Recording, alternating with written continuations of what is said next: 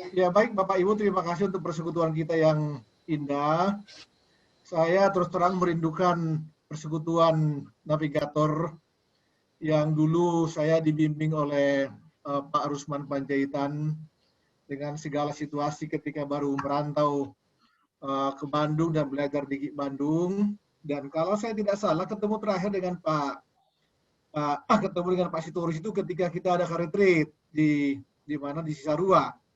Mudah-mudahan saya tidak salah. Dan bagi saya itu persekutuan yang luar biasa baik dan saling menolong sesama keluarga. Tujuan persekutuan kita hari ini adalah supaya kita saling mendukung, saling menolong, saling perhatikan, saling menopang satu sama lain di dalam Tuhan. Sebelum kita belajar bersama tentang kasih Tuhan, mari kita berdoa terlebih dahulu. Kita berdoa. Tuhan Yesus yang baik, kami bersekutu pada saat ini melalui teknologi yang Tuhan berikan bagi umat manusia. Tuhan, kami datang untuk memuji Engkau, memuliakan Tuhan untuk segala sesuatu yang terjadi dalam kehidupan kami. Ada masanya duka cita, ada masanya sukacita, dan hari ini kami mengalami secara fisik duka cita, khususnya kepada keluarga yang ditinggal oleh orang tua, kekasih kami, Pak Karmiden Sitorus. Tolong Tuhan supaya kami boleh saling menguatkan dan supaya kami tetap berjalan di dalam Tuhan. Apa yang kami lakukan di bumi ini kalau tinggal oleh anggota keluarga kami yang terkasih. Tolong kami Tuhan supaya kami boleh diskusi dengan baik. Di dalam nama Tuhan Yesus kami berdoa. Amin. Bapak Ibu yang terkasih, ditinggal oleh keluarga yang terkasih itu sangat-sangat menyakitkan. Sangat menyakitkan. Saya mengalami hal seperti ini. Dalam 9 bulan, beberapa waktu lalu, saya ditinggal oleh ibu saya, 3 bulan kemudian oleh adik saya yang sudah saya urus sejak SMA di Jakarta. Dia meninggalkan istri dan 2 anak yang masih kecil, belum sekolah waktu itu. Pada bulan yang sama, mertua saya meninggal. 6 bulan kemudian ayah saya meninggal. Pikiran yang datang kepada kami waktu itu, khususnya kepada istri dan anak adik saya yang baru berumur 5 tahun dan 3 tahun. Bagaimana nanti keluarga ini? Bagaimana adik saya ini, Anggi Boru saya ini setelah ditinggal oleh adik saya? Kesedihan bagi saya sudah mengurus dia sejak SMA. Saya bawa ke kampung, saya bekerja, setelah lulus dari IGI Bandung, sampai dia sekolah di UI. Bekerja, punya perusahaan sendiri, dan pergi begitu saja. Sangat-sangat menyakitkan. Dan kadang waktu itu kami berpikir, ini bagaimana ini? Terutama kepada anak-anaknya. Tetapi Bapak Ibu yang terkasih, hingga saat ini, ya baik-baik saja. Anggi Boru kami pindah kerja di sana, pindah kerja di sini, dan kami dengan keluarga menopang anak-anak untuk sekolah. Artinya, poin saya di situ adalah Tuhan tidak meninggalkan anaknya terlantar. Saya izinkan saya membacakan Mazmur 84 ayat 4 dan 5 tentang hal ini. Bahkan burung pipit telah mendapat sebuah rumah dan burung layang-layang sebuah sarang tempat menaruh anak-anaknya. Di mata manusia, rumah burung pipit, sarang burung layang-layang, ya sekedar rumput-rumputan, daun-daunan yang dianyam sedemikian rupa oleh burung. Tetapi firman Tuhan ini berkata, pada mesbah-mesbahmu, ya Tuhan semesta alam, ya Rajaku dan Allahku. Sarang burung pipit, rumah burung pipit, sarang burung layang-layang, tempat menaruh anak-anaknya itu, mesbah Tuhan. Apa? Tempat kita untuk menyembah, menghormati Tuhan. Dimanapun kita tinggal, dan Tuhan tidak akan membiarkan kita terlantar. Tadi Bu Sitorus berkata hanya tinggal berdua di dalam rumah selama ini dengan anak-anak yang sudah boleh berdikari. Tetapi Nang yang kami kasihi, Tuhan berkata tidak akan terlantar. Tuhan menjamin itu. Berbahagialah orang yang diam di dalam rumah Tuhan, yang terus-menerus memuji-muji Engkau. Tugas kita adalah terus-menerus memuji-muji Tuhan. Dan diam di dalam rumah Tuhan. Diam di dalam rumah Tuhan itu berarti sering mengadakan persekutuan. Rumah kita menjadi rumah doa bagi Tuhan. Tidak pernah hidup sendirian, menyesali kehidupan ini, tetapi adalah bersama-sama dengan teman-teman seiman, bersama-sama dengan teman-teman sepercayaan, untuk senantiasa memuji-muji Tuhan. Baik, Bapak Ibu, saya akan teruskan dulu membaca Alkitab dari Markus 4 ayat 35 sampai 41. Saya memperoleh pembelajaran yang luar biasa dari peristiwa ini, dan disambung tadi penjelasan dari Kak Beni tadi tentang Ayub. Saya bacakan bagi kita demikian. Pada hari itu, waktu hari sudah petang, Yesus berkata kepada mereka, "Mari kita bertolak ke seberang." Mereka meninggalkan orang banyak itu lalu bertolak dan membawa Yesus beserta dengan mereka dalam perahu. Yesus bersama murid-murid dalam perahu, di mana Yesus telah duduk, dan perahu-perahu lain juga menyertai dia. Artinya, tidak hanya satu perahu. Ada beberapa perahu yang menyeberang, yang ingin menyeberang. Perahu Yesus dengan murid-muridnya, dan perahu-perahu lain.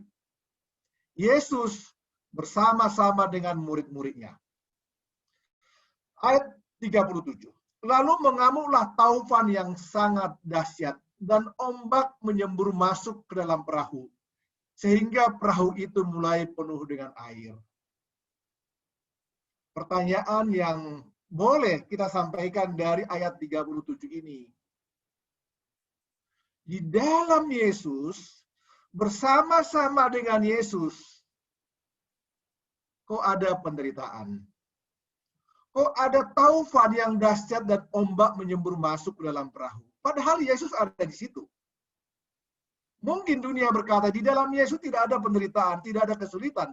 Tetapi ayat 37 ini berkata, bersama-sama dengan Yesus mereka berjalan, menyeberang, taufan datang. Ayat 38.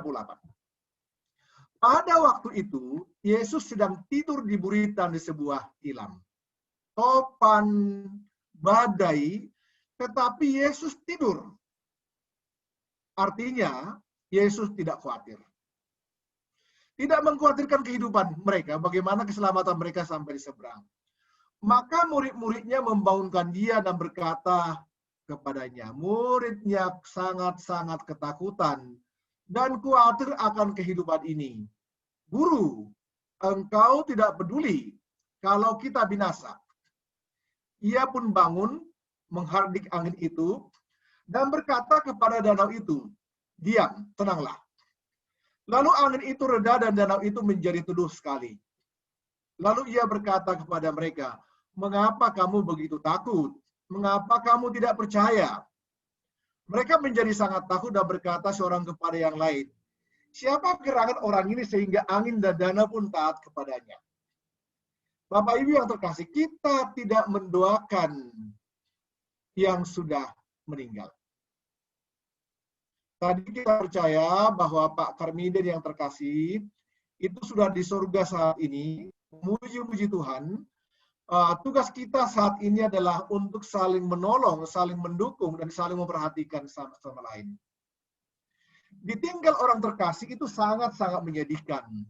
Keluarga akan berpikir bagaimana kami hidup, bagaimana anak-anak, bagaimana ekonomi, bagaimana masa depan, dan lain-lain. Tetapi dari firman Tuhan tadi kita melihat Tuhan memegang kendali. Tuhan berdaulat atas segala sesuatu. Tuhan memperhatikan kita anak-anaknya, dan Tuhan berkata, kenapa khawatir? Tugas kita hanya satu, menyampaikan segala sesuatunya kepada Tuhan. Ada pelajaran menarik dari murid-murid tadi, mereka datang kepada Tuhan. Tuhan, ini bagaimana? Pelajaran yang berharga bagi kita, datanglah kepada Tuhan ketika kesusahan dan kesulitan itu datang. Ada bagian Yesus yang mengendalikan, yang mengontrol, yang berdaulat atas segala sesuatu, dan ada bagian para muridnya, yaitu datang kepada Tuhan. Dan itulah salah satu gunanya kita perlu saling bersekutu pada sore hari ini. Baik, Bapak Ibu yang terkasih, saya mempunyai dan mengambil 8 poin dari pembelajaran tadi. Tuhan tidak menjanjikan bahwa hidup kita tanpa masalah, tanpa penderitaan. Tadi Yesus bersama-sama dengan para murid dalam sebuah perahu dan badai itu tiba-tiba datang tanpa diduga-duga. Padahal Yesus ada di situ. Jadi tidak tepat kalau ada yang berkata di dalam Yesus segala sesuatu tidak akan sulit. Tuhan justru mengizinkan kesulitan itu datang kepada kita supaya kita bisa menggunakan kesulitan itu untuk menolong orang lain, bersaksi kepada orang lain bahwa Tuhan mengendalikan, berdaulat. Tuhan berdaulat atas segala sesuatu. Kadang-kadang terjadi dalam pikiran kita dan bertanya, di mana Tuhan ketika penderitaan itu datang? Bahkan tokoh-tokoh besar di perjanjian lama pun seolah-olah mengepalkan tinjunya ke arah surga. Di mana engkau Tuhan? Di mana engkau Tuhan pada saat ini? Ketika kesulitan ini datang. Tetapi Bapak Ibu dari firman Tuhan tadi, Tuhan ada di situ. Tuhan ada di sini bersama-sama dengan kita. Menolong kita. Dan Tuhan tidak pernah meninggalkan kita. Bapak Ibu yang kekasih, khususnya keluarga Bapak Sitorus, ketakutan janganlah sampai mengganggu iman kita.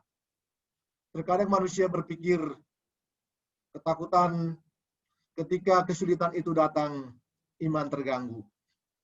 Saya ngobrol-ngobrol dengan Pak Rusman beberapa waktu lalu, ada seseorang yang saya kagumi, alumni NAF dari ITB, kemudian menjadi orang hebat di negeri ini, kemudian setelah saya telusuri, ya hidupnya tidak seperti yang saya bayangkan. Jadi, ketakutan akan kondisi itu tidak akan mengganggu iman saya, dan saya akan terus berjalan bersama-sama dengan Tuhan. Yang menarik Bapak Ibu adalah bahwa Yesus mendengar seruan dan tangisan kita. Ketika murid-murid, Yesus sedang luar biasa lelah dan tidur di atas tilam, ketika murid-muridnya datang menyampaikan kesulitan mereka, Yesus bangun dan mendengar seruan mereka. Serta menghardik kesulitan itu. Badai yang tiba-tiba datang itu pun tunduk kepada Tuhan Yesus. Segala persoalan, segala kesulitan, segala penderitaan yang datang menerpa dalam kehidupan ini tunduk kepada Yesus, bahwa Yesus berdaulat atas segala sesuatu. Bahkan kadang-kadang kita berpikir negeri ini akan bagaimana nanti? Bagaimana Indonesia ketika situasi politik seperti ini? Dan lain-lain dan lain-lain. Bagaimana hidup saya? Mari kita beriman, di tengah situasi kondisi seperti ini, Yesus berdaulat atas segala sesuatu. Badai kehidupan tidak selamanya dan akan berlalu. Badai itu tidak terus membuat mereka sampai tenggelam, tetapi dihardik oleh Tuhan Yesus dan badai itu berlalu. Penderitaan bahkan yang paling tiba-tiba pun tetap di bawah kendali Yesus. Jadi khusus kepada Inang Sitorus dan keluarga, kami di sini, teman-teman, sahabat, bahkan anak-anak Inang, datang di tempat ini melalui peristiwa ini untuk ikut merasakan apa yang Ibu rasakan saat ini. Tetapi Tuhan berkata, penderitaan itu ada akhirnya dan tidak selamanya akan mendatangkan kesulitan. Dan Ibu bersama-sama dengan doa-doa kami, doa kita semuanya, doa keluarga, saya percaya sudah banyak keluarga yang memberikan penghiburan kepada Ibu dan juga kepada keluarga. Dan itu hendaknya menolong Ibu dan menolong keluarga untuk tetap percaya bahwa Tuhan berdaulat atas segala sesuatu, bahwa keluarga tidak akan terlantar, dan penderitaan ini akan berlalu. Akan berlalu. Bapak Ibu yang kekasih, yang menarik satu dari itu adalah di ayat bagian-bagian awal. Saya tertarik dengan bagian awal dari ayat ini. Ayat 36. Mereka meninggalkan orang banyak itu lalu bertolak dan membawa Yesus beserta dengan mereka dalam perahu, di mana Yesus telah duduk dan perahu-perahu lain juga menyertai dia. Nah, ini bagian yang saya tertarik ketika merenungkan firman Tuhan ini. Ketika badai itu datang, murid-murid Yesus bersama Yesus dalam perahu mengadakan interaksi dan Yesus menolong supaya badai itu berhenti. Dan saya percaya perahu-perahu lain juga mengalami kenikmatan, sukacita setelah Yesus menghardik dan memerintahkan badai itu berhenti. Perahu-perahu lain juga menyertai dia. Jadi Bapak Ibu yang terkasih, senior kami, ya mohon maaf, mohon izin saya di ruangan ini termasuk junior dan buah pelayanan navigator dari IKI Bandung. Ya, terima kasih untuk segala pelayanan. Yang menarik dari sini adalah bahwa perahu lain juga ikut menikmati sukacita itu. Penderitaan, perjuangan, kesusahan hidup kita, hendaknya itu kita gunakan untuk menolong orang lain menikmati kasih Tuhan. Janganlah kita berkeluh kesah, merenungi nasib, menangis terus-menerus. Dan yang menarik dari ayat 36 ini adalah bahwa kondisi terjang badai, kondisi Yesus menghentikan badai, dan mereka menikmati kenyamanan, kenikmatan di dalam Yesus, juga dinikmati orang lain. Sukacita kita di dalam Tuhan, hendaknya juga dinikmati oleh orang lain di dalam kehidupan kita. Supaya mereka suatu hari datang kepada Tuhan Yesus. Sejak zaman Perjanjian Lama, sampai hari ini, terutama di Perjanjian Lama, sangat-sangat banyak tokoh-tokoh pasal Alkitab seolah-olah mengepalkan tinjunya kepada surga. Di mana engkau Tuhan ketika kesulitan ini datang? Tetapi bacaan kita pada sore hari ini, renungan kita pada sore hari ini, Tuhan tidak pernah meninggalkan kita. Tuhan justru berada bersama-sama dengan kita walau badai itu datang.